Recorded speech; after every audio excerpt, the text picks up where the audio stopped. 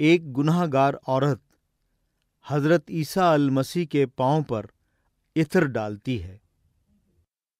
ساتھیو، ایک دفعہ یہودی مذہبی رہنماؤں میں سے کسی ایک نے، جو کہ فریسی تھا، حضرت عیسیٰ المسیح کو اپنے گھر میں کھانے کی دعوت دی۔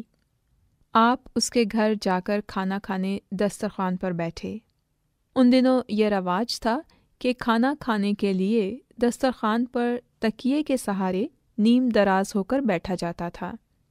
جب آپ دسترخوان پر بیٹھے تھے، ایک بدچلن عورت جو اس شہر کی تھی، یہ جان کر کہ آپ اس فریسی کے گھر میں کھانا کھانے بیٹھے ہیں، سنگ مرمر کے عطردان میں عطر لائی۔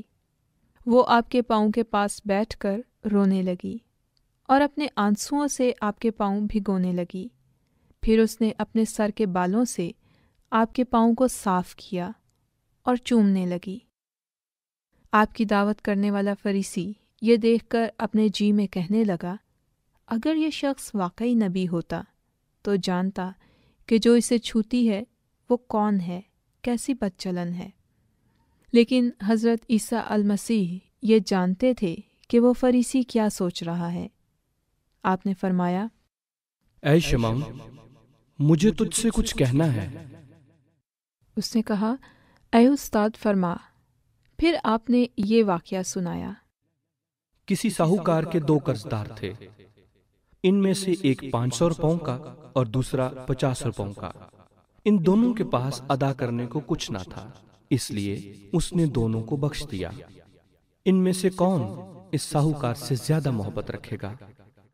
شمعون نے جواب میں آپ سے کہا، میرے خیال میں وہ جسے اس نے زیادہ بخشا۔ حضرت عیسیٰ المسیح نے فرمایا، تو نے ٹھیک فیصلہ کیا۔ اور اس عورت کی طرف پھر کر آپ نے شمعون سے کہا، کیا تو اس عورت کو دیکھتا ہے؟ میں تیرے گھر میں آیا، تو نے میرے پاؤں دھونے کے لیے پانی نہ دیا، مگر اس نے میرے پاؤں آنسوؤں سے بھگو دیے اور اپنے بالوں سے پونچھے۔ تو نے مجھ کو بوسہ نہ دیا، مگر اس نے جب سے میں آیا ہوں میرے پاؤں چومنا نہ چھوڑے۔ تو نے میرے سر میں تیل نہ ڈالا، مگر اس نے میرے پاؤں پر عطر ڈالا ہے۔ اس لیے میں تجھ سے کہتا ہوں کہ اس کے گناہ جو بہت تھے معاف ہوئے، کیونکہ اس نے بہت محبت کی۔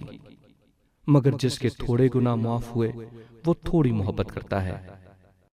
پھر آپ نے اس عورت سے فرمایا، تیرے گناہ معاف ہوئے۔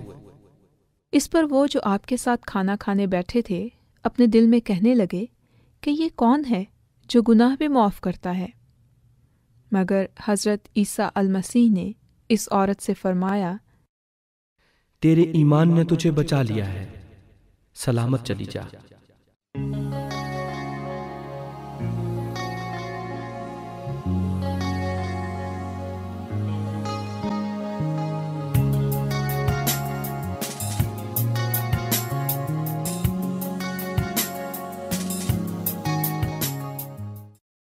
ساتھیو، جب اس عورت نے حضرت عیسیٰ المسیح کے پاؤں کو چھونا شروع کیا ہوگا تو آپ کے خیال میں باقی مہمانوں نے کیا سوچا ہوگا؟ قرضدار کا واقعہ سنانے کا کیا مطلب تھا؟ دوسروں کو معاف کرنا بہت مشکل ہوتا ہے۔ کیا حضرت عیسیٰ المسیح کے پاس گناہ معاف کرنے کا اختیار تھا؟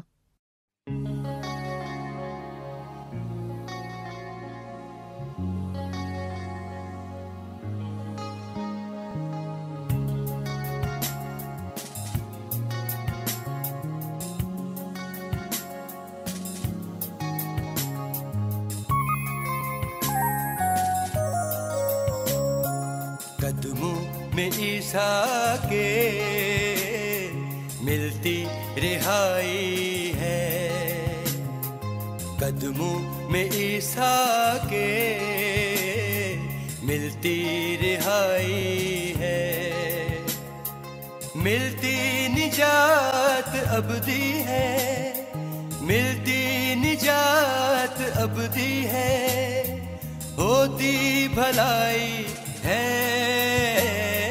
قدموں میں عیسیٰ کے ملتی رہائی ہے۔